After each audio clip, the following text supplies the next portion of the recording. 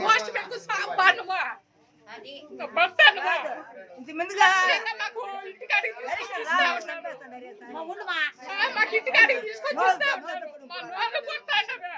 బాధపడతావా నువ్వు నాశనం అయిపోతావా మేము వేసేదంతా మేము జగన్కే వేస్తాం గెలవని గెలవకపోతే మేము జగన్కే వేస్తాం మా కడుపు నింపి మా ఇల్లు నింపి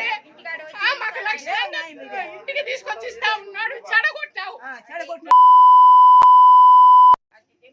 నాశనం అయిపోతావు పడతావు నువ్వా